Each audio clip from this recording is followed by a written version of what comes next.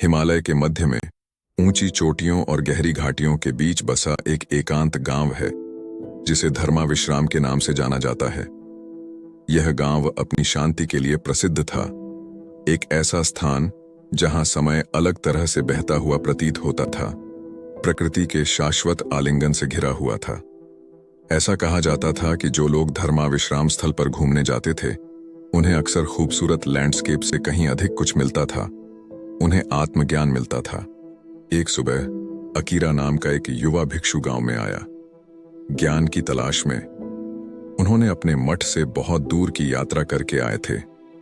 उनके मंदिर के बुजुर्ग अक्सर एक महान जैन गुरु के बारे में बात करते थे जो इन पहाड़ों में कहीं रहते थे, एक ऐसे गुरु जिनके पास गहन ज्ञान और आध्यात्मिक अंतर्दृष्टि थी। अकीरा का मन इस मास्टर को खोजने पर लगा हुआ था। एक शाम जैसे ही सूरज क्षितिज के नीचे डूबा, बर्फ से ढकी चोटियों पर सुनहरी चमक बिखेरते हुए अकीरा एक छिपी हुई गुफा पर आकर पहुंचा। वह थककर रात के लिए आश्रय की तलाश में अंदर दाखिल हुआ। अंदर आश्चर्यजनक रूप से गर्म थी, हल्की टिमटिमाती रोशनी से जगमगा रही थी। बीच में एक बूढ़ा आदमी बैठा था, बिल्कुल शांत, उसकी आंखें ध्यान में बंद थीं।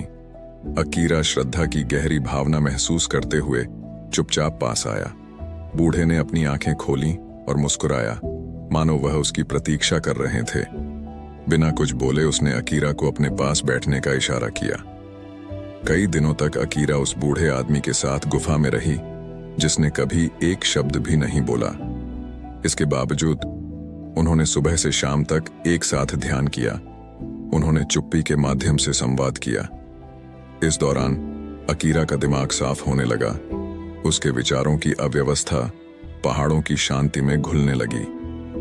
उन्होंने बूढ़े व्यक्ति के साथ एक गहरा संबंध महसूस किया, एक मौन समझो जो शब्दों से परे थी।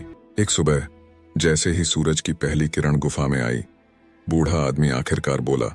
उन्होंने कहा, तुमने ज्ञान की तलाश में बहुत दूर तक यात्रा की है, लेकिन सच्चा ज्ञान दूर देशों या छिपे हुए गुरुओं में नहीं पाया जाता है, यह आपके भीतर पाया जाता है। अकीरा ने ध्यान से सुना। उसका दिल बूढ़े व्यक्ति की शिक्षाओं के लिए खुला था। पहाड़, नदियां, पेड़। बूढ़े व्यक्ति ने आगे कहा, इन सभी में जैन का सार है, लेकिन वे केवल दर्पण हैं जो आपके भीतर पहले से मौजूद चीजों को प्रतिबिंबित करते हैं। आत्मज्ञान पाने के लिए आपको बाहर नहीं बल्कि अंदर की ओर देखना होगा। इन शब्दों के साथ अकीरा को अपने भीतर एक गहरा बदलाव महसूस हुआ। उसे एहसास हुआ कि उसकी यात्रा जैन गुरु को खोजने के बारे में नहीं थी, बल्कि अपने भीतर के गुरु की खोज के बारे में थी। बूढ़े व्यक्ति की उपस्थिति एक कैटलिस्ट की तरह थी, जिसने उसे इस समझ की ओर निर्देशित किया। अकीरा ने गुफा में कई और सप्ताह बिताए, ध्यान करना और बूढ़े व्यक्ति से सीखना जारी रखा। उन्होंने पाया कि बूढ़ा व्यक्ति सिर्फ एक जैन गुरु नहीं था, बल्कि उनके द्वारा सिखाए गए सिद्धांतों का एक जीवित अवतार था। उनकी हर क्रिया, हर सांस, प्रेजेंस और माइंडफुलनेस का एक शिक्षा थी। एक दिन बूढ़ा आदमी अकीरा को पहाड़ों में एक एकांत स्थान पर ले गया, जहां एक छोटी झील में आकाश दिखाई दे रहा था। यह झील मन की तरह है, उन्होंने समझाया। जब यह स्थिर होता है तो यह हर चीज को पूरी तरह से प्रतिबिंबित करता है, लेकिन जब इसे परेशान किया जाता है तो प्रतिबिंब विकृत हो जाते हैं। अकीरा ने जैन मास्टर की शब्दों को समझते हुए झील की ओर देखा। उसे एहसास हुआ कि उसका मन एक अशांत झील की तरह था, बेचैन और बादलों से घिरा हुआ। बूढ़े व्यक्ति के साथ बिताए समय के दौरान उसने अपने दिमाग को शांत करना सीख लिया था, जिससे वह वास्तविकता को स्पष्ट रूप से प्रतिबिंबित कर सके। जैसे ही मौसम बदला, अकीरा को पता चला कि यह उसके मठ में लौटने का समय है। उन्होंने कृतज्ञता और सम्मान की गहरी भावना महसूस करते हुए बुजुर्ग व्यक्ति को उनके मार्गदर्शन के लिए धन्यवाद दिया। बूढ़ा आदमी बस मुस्कुराया और सिर हिलाया। उसकी आंखें ज्ञान से चमक रही थीं। उद्देश्य की एक नई भावना के साथ अकीरा अपने मन में सिखाया गया सबक लेकर पहाड़ों से नीचे उतरा। जब वह अपने मठ में लौटा तो वह एक बदला हुआ व्यक्ति था। उसके साथी भिक्षुओं ने तुरंत अंतर नोटिस कर लिया। वह अधिक शांत, अधिक केंद्रित था और उसकी उपस्थिति से एक शांत शक्ति का संचार होता था। अकीरा ने अपने द्वारा प्राप्त ज्ञान को अपने साथी भिक्षुओं के साथ साझा करना शुरू किया और उन्हें आत्मज्ञान के लिए अंदर की ओर देखने का महत्व सिखाया।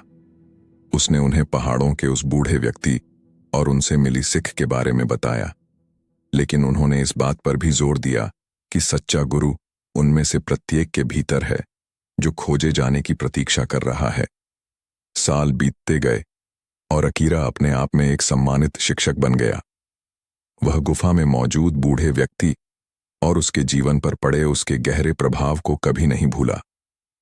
पहाड़ों में उन दिनों की यादें उनके साथ रहीं, जैन की वास्तविक प्रकृति की निरंतर याद दिलाती रहीं। एक दिन कई वर्षों के बाद एक युवा भिक्षु ज्ञान और आत्मज्ञान की तलाश में मठ में आया। अकीरा ने युवा भिक्षु की उत्सुक आंखों में अपने युवा स्व का प्रतिबिंब देखा। उसने उसका गर्मजोशी से स्वागत किया और उसका मार्गदर्शन करना शुरू कर दिया, ठीक वैसे ही जैसे पहाड़ों में बूढ़े व्यक्ति ने उसका मार्गदर्शन किया था। जैसे ही उसने ऐसा किया, उसे बूढ़े व्यक्ति के शब्द याद आ गए, सच्चा ज्ञान दूर देशों या छिपे हुए गुरुओं में नहीं पाया जाता है, यह आपके भीतर पाया जाता है। इन शब्दों के साथ सीखने और सिखाने का चक्र नदियों के शाश्वत प्रवाह और पहाड़ों की शाश्वत शांति की तरह चलता रहा। और इसलिए हिमालय का छिपा हुआ गुरु न केवल उस गुफा में रहता था जहां अकीरा ने उसे पाया था, बल्कि उन सभी के दिलों में भी था जिन्होंने अपने भीतर सच्चे गुरु की तलाश की और पाया। खानी से 5 मूल्यवान शिक्षा। 1. ज्ञान के लिए भीतर खोजें। सच्चा ज्ञान और ज्ञान भीतर से आता है, जबकि बाहरी मार्गदर्शन सहायक होता है। आत्मखोज और आंतरिक प्रतिबिंब की यात्रा ही वह जगह है जहां वास्तविक समझ और शांति मिलती है। 2. यात्रा उतनी ही महत्वपूर्ण है जितनी मंजिल। खोजने की प्रक्रिया और उसके दौरान मिलने वाले अनुभव व्यक्तिगत विकास के लिए महत्वपूर्ण है। पहाड़ों के माध्यम से अकीरा की यात्रा जन गुरु को खोजने, उन्हें लचीलापन, धैर्य और आंतरिक स्पष्टता सिखाने जितनी ही महत्वपूर्ण थी। 3. खामोशी बहुत कुछ कहती है। कभी कभी सबसे गहन सबक मौन में सीखे जाते हैं। अकीरा और बूढ़े व्यक्ति ने ध्यान और उपस्थिति के माध्यम से संवाद किया, जिससे पता चला कि मौन एक शक्तिशाली शिक्षक हो सकता है। 4. दिमागीपन और उपस्थिति। शांत झील की तरह जो आकाश को पूरी तरह से प्रतिबिंबित करती है, एक शांत और जागरूक दिमाग वास्तविकता को स्पष्ट रूप से समझ सकता है। सचेतनता का अभ्यास करने से हमें बेचैन मन की विकृतियों के बिना चीजों को वैसे ही देखने में मदद मिलती है जैसी वे हैं। 5. सीखने और सिखाने का चक्र। ज्ञान और बुद्धिमत्ता साझा करने के लिए होती है। जिस तरह अकीरा को बूढ़े व्यक्ति द्वारा निर्देशित किया गया था और फिर उसने अपनी सीख दूसरों तक पहुंचाई, उसी तरह हमें भी अपनी अंतर्दृष्टि साझा करने और दूसरों को आत्मज्ञान की राह पर चलने में मदद करने का प्रयास करना चाहिए। तो इस वीडियो के लिए इतना ही। अगर आपको इस वीडियो से कुछ सीखने को मिलता है तो चैनल को सब्सक्राइब करें और वीडियो को दूसरों तक पहुंचाएं। धन्यवाद।